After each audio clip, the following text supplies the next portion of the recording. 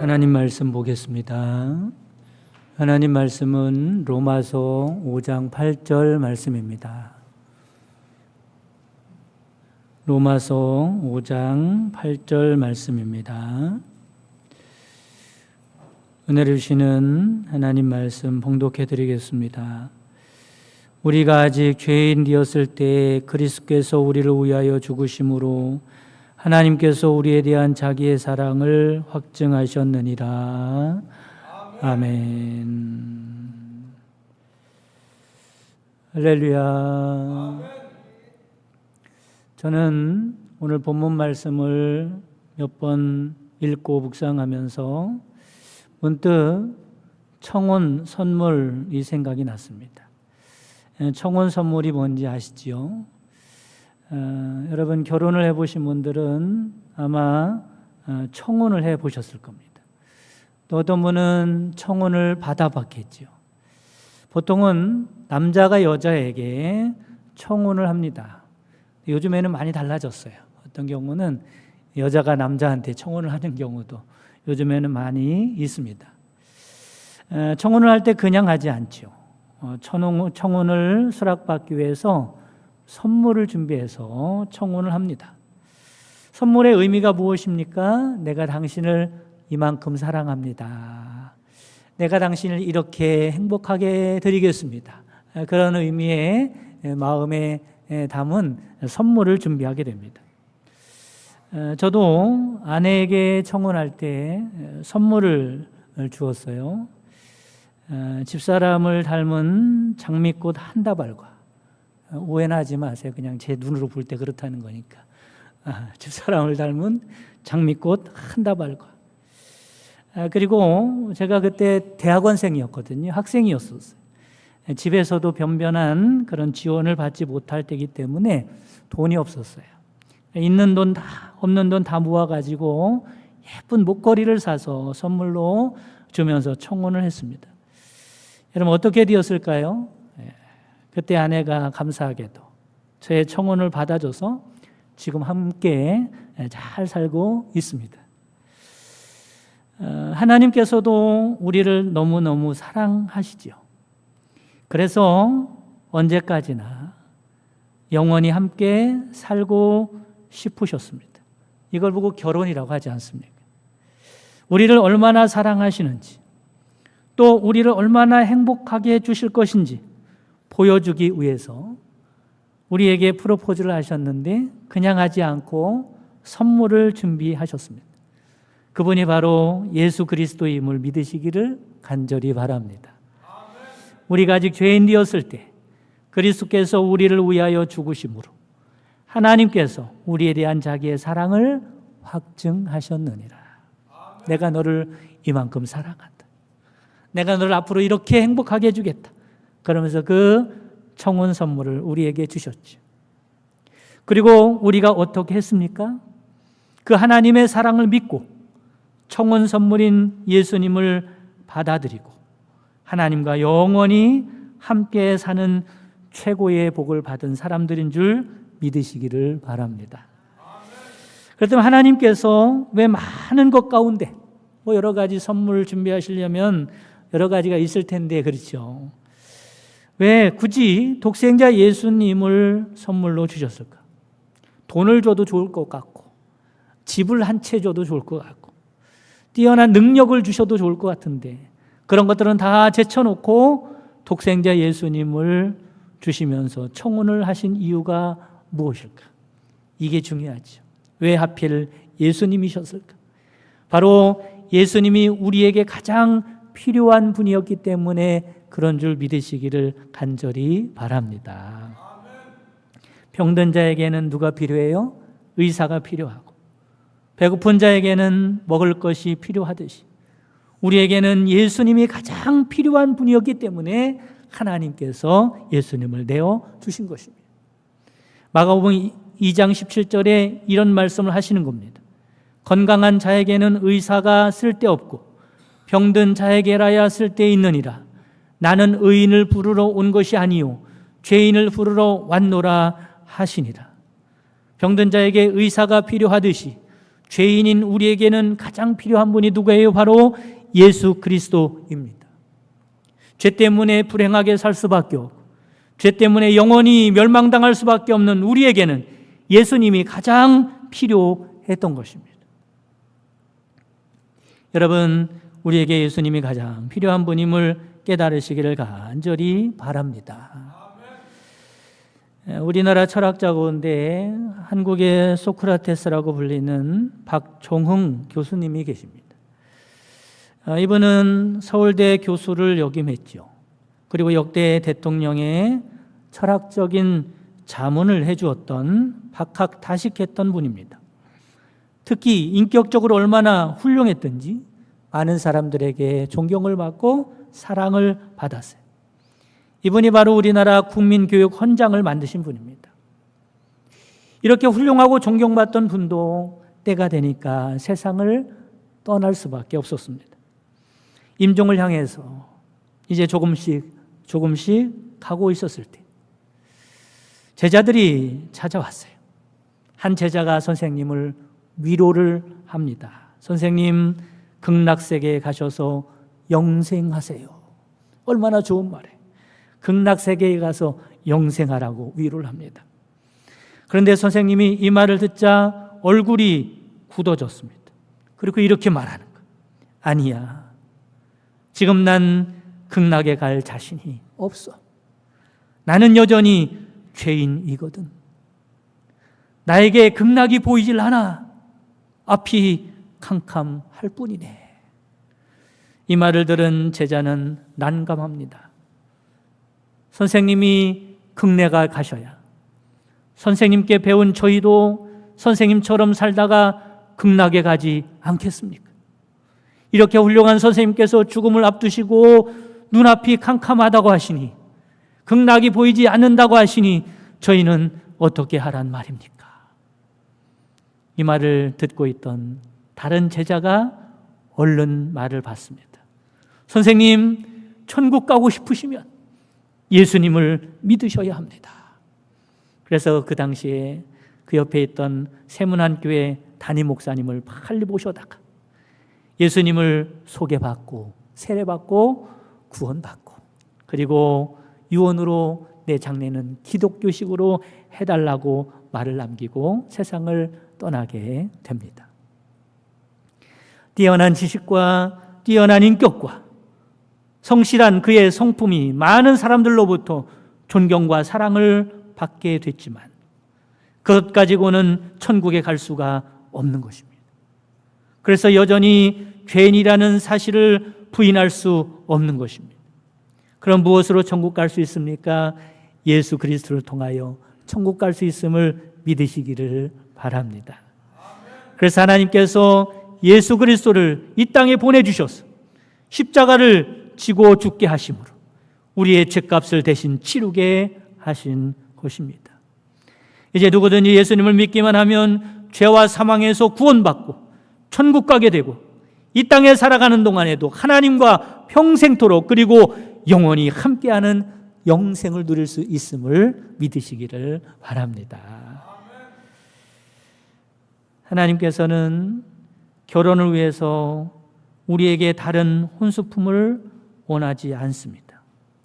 여러분, 우리에게 하나님 수준에 맞는 혼수품을 요구하신다면 누가 감히 하나님께 그 혼수품을 내드릴 수가 있겠습니까?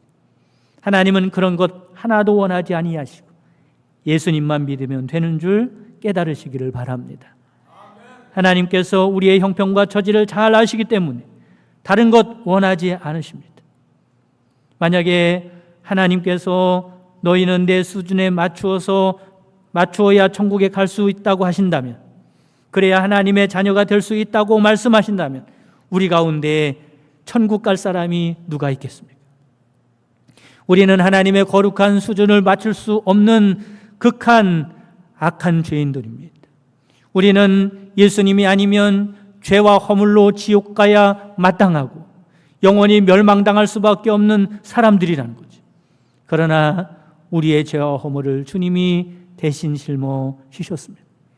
그렇기 때문에 우리에게 있어서 예수님보다 더 귀한 선물은 없는 줄 믿으시기를 간절히 바랍니다. 그러면 예수님을 믿는다는 것이 어떻게 살아가는 것일까라고 하는 겁니다. 다르게 말씀을 드리면 우리 예수님 믿으면 영생을 얻었다 그랬잖아요. 영생이라는 것은 무엇인가라고 하는 겁니다. 영생이란 무엇일까? 여러분, 영생은 사람의 시간이 아닙니다. 영생은 하나님의 시간이죠. 그러므로 영생을 얻었다라는 말은 사람의 시간을 사는 것이 아니라 하나님의 시간을 사는 복을 받았다는 말입니다. 그럼 어떻게 하나님의 시간을 살 수 있을까? 여러분, 하나님과 함께 동행하는 시간이 하나님의 시간이요. 그것이 하나님과 함께하는 삶이라면 그것이 바로 영생임을 믿으시기를 간절히 바랍니다. 그러니까 이 땅에 살아도 하나님과 함께 살아가면 하나님의 시간에 살아가는 것이요 영생을 살아가는 것입니다. 그러면 하나님과 함께 살아가는 삶이 어떤 삶일까? 여러분, 하나님이 우리의 삶을 책임져 주심을 믿으시기를 간절히 바랍니다.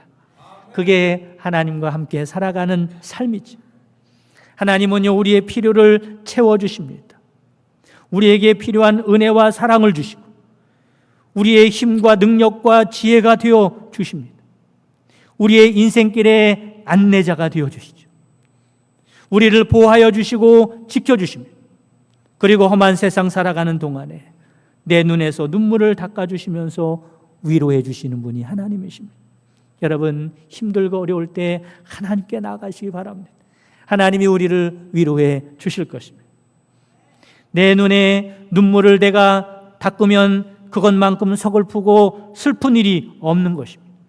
그런데 옆에 있는 친구가 찾아와서 내 눈물을 닦아주면 얼마나 큰 위로가 되고 힘이 됩니까? 더군다나 하나님의 시간에 살아가는 사람들은 하나님이 우리의 마음을 아시고 눈물을 닦아주시니 얼마나 큰 위로가 되겠습니까? 그래서 하나님과 함께 살아가는 영생의 삶이 최고의 복인 줄 믿으시기를 바랍니다. 우리는 그래서 이렇게 찬송으로 고백하죠. 내 영혼이 은총이고 중한 죄짐 벗고 보니 슬픔 많은 이 세상도 천국으로 화하도다. 높은 산이 거친 들이 초막이나 궁궐이나 내 주 예수 모신 곳이 그 어디나 하늘나라. 할렐루야 찬양하세. 내 모든 죄 사함받고 주 예수와 동행하니 그 어디나 하늘나라. 이것이 바로 영생의 삶을 고백하는 찬송입니다. 그러면 이렇게 구원받아서 영생을 누리는 우리들이 이 세상에서 무엇을 하며 살아가야 할까라는 것을 좀 생각해 보아야 할 것입니다.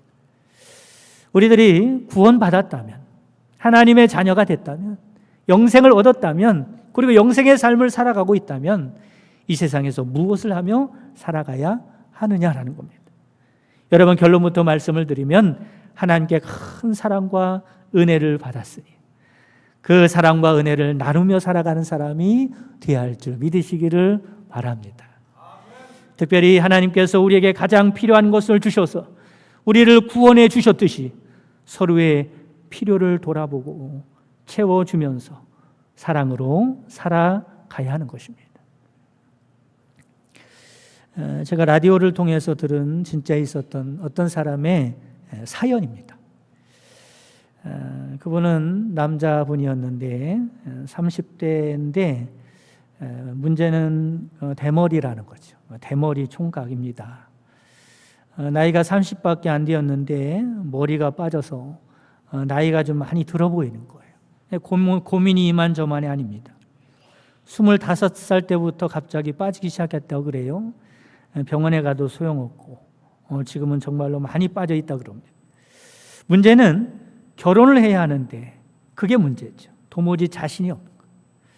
실제로 만나는 아가씨들마다 한 번은 만나는데 다음부터는 연락이 오지 않습니다. 너무 나이가 들어 보인다는 거겠죠. 어떻게 할까 하다가 가발을 쓰기로 했습니다. 가발을 쓰니까 감쪽같죠. 새 사람이 되었습니다. 드디어 가발을 쓰고 친구가 소개해주는 한 아가씨를 만나게 됐는데 이 아가씨와의 만남이 잘 성사가 됐어요. 잘 이어졌습니다. 드디어 정이 들고 서로 사랑하게 됐고 결혼 이야기까지 오가게 된 겁니다. 그러나 걱정이 있잖아요.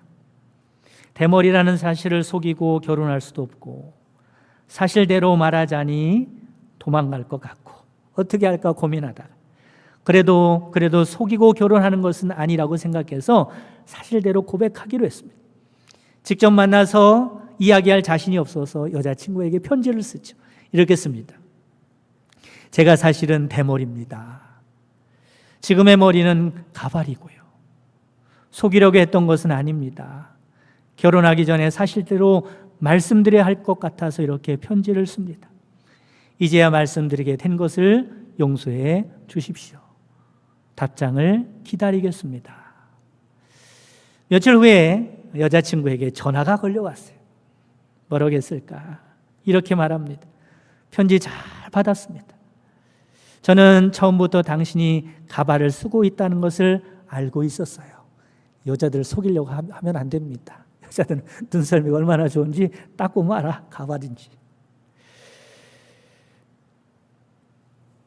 그러나 저는 당신이 대머리라고 해도 상관이 없습니다. 제가 앞으로 당신의 머리카락이 되어 드릴게요. 얼마나 감동적입니까? 제가 앞으로 당신의 머리카락이 되어 드린다는 말이 어떻게 해준다는 말인지는 모르겠지만 어쨌든 둘이 잘 돼서 결혼하고 행복하게 잘 살게 됐다는 사연입니다. 여러분, 이런 아내와 살면 얼마나 행복할까요? 당신의 머리카락이 되어 주겠다는 것은 아마도 내가 앞으로 당신의 부족함이 있다면 그것을 채워드리는 아내 역할을 하고 싶습니다. 아마 이런 고백일 것 같아요. 여러분, 그렇습니다. 우리는 다른 사람의 머리카락이 되어 주어야 할 줄 믿으시기를 바랍니다. 왜 그래요? 하나님이 나에게 그런 분이었기 때문에 그렇습니다. 우리에게 가장 필요한 예수님을 보내주셔서 당신의 사랑을 확증해 주시지 않았습니다. 그러니 우리도 다른 사람의 부족함을 채워주는 사랑을 하며 살아가야 할 줄 믿으시기를 바랍니다. 혹시 다른 사람의 머리카락이 되어주는 게 아니라 다른 사람의 머리카락을 박박 뽑아놓는 사람이 돼서는 절대로 안 되겠죠. 우리는 다른 사람의 부족한 것이 무엇인지, 필요로 하는 것이 무엇인지 살펴가면서 채워줄 수 있는 사랑을 나눠야 하는 것입니다. 그런데 여러분, 우리가 왜 다른 사람에게 이런 사랑을 베풀지 못할까? 그것은 상대방의 사정이나 형편을 잘 헤아리지 못하기 때문에 그렇습니다. 여러분, 공자 아시죠? 공자 제자 중에 안희라고 하는 제자가 있어요. 하루는 공자와 안희가 여행을 가게 됩니다. 여행을 하다 보니까 때를 놓쳤어요. 그래서 얼마나 배가 고픈지 모릅니다. 안희가 선생님이 배고픈 줄 알고 밥을 해드리겠습니다. 그러면서 밖으로 나갔어요. 그런데 아무리 기다려도 밥상이 들어오지 않는 겁니다.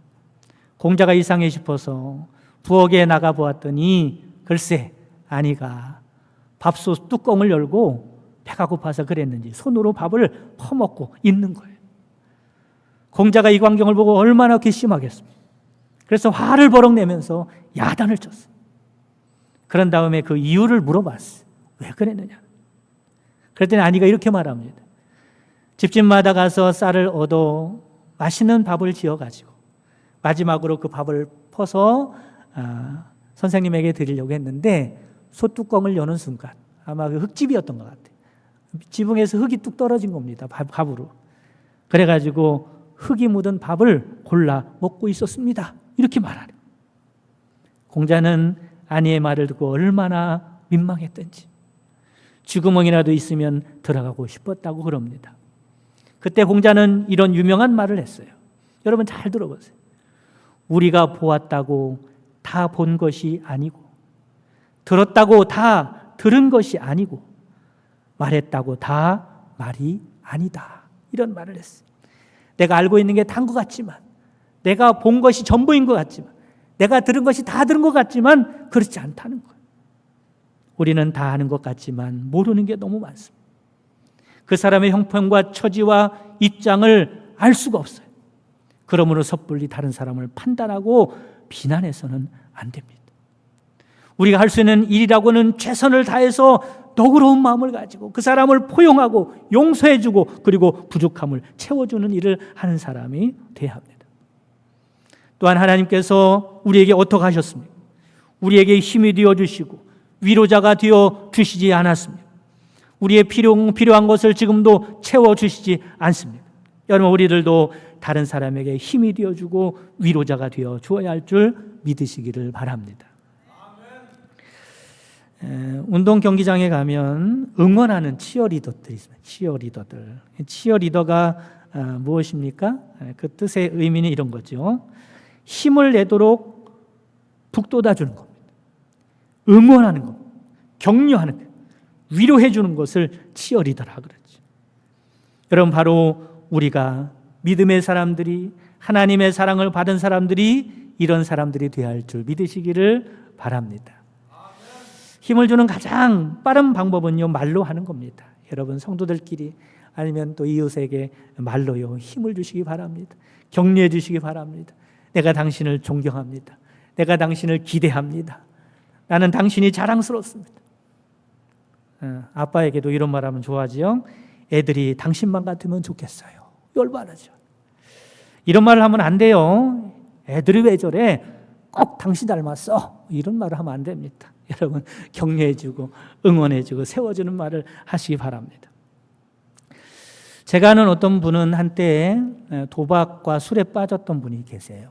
그런데 지금은요, 얼마나 신앙생활을 잘하는지, 교회 충성을 잘하는지 모릅니다.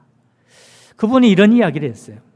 내가 도박에 빠졌을 때, 술에 빠졌을 때 아내가 나와 이혼하자고 할 수도 있었지만 내 아내는 끝까지 나를 믿어주었고 지켜주었고 격려해 주었어. 나는 이런 아내 때문에 새 삶을 살게 되었어 라고 고백하는 말을 들었습니다. 여러분, 그렇습니다. 우리는 하나님께서 주신 영생을 누리면서 하나님의 은혜와 사랑을 나누며 살아가는 사람이 되어야 할 줄 믿으시기를 간절히 바랍니다. 그럴 때 사람들이 우리를 보고 누구를 알게 되는 거예요? 하나님을 알게 되는 거예요. 내가 너를 보니 하나님이 어떤 분인지 알겠다. 나는 너의 모습 속에서 하나님을 보았다 라는 말을 들을 수 있는 겁니다. 이것이 바로 하나님의 영광을 나타내는 것이고 구원받아도 영생을 얻은 사람들이 할 일입니다. 요한복음 13장 35절에 보면 너희가 서로 사랑하면 이로써 모든 사람이 너희가 내 제자인 줄 알리라. 마태복음 5장 7절에 보면 화평하게 하는 자는 복이 있나니 그들이 하나님의 아들이라 일컬음을 받을 것이며 라고 말씀합니다. 아들이 뭡니까? 그 사람을 봤더니 하나님의 모습이 보이는 게 그게 아들 아닙니까?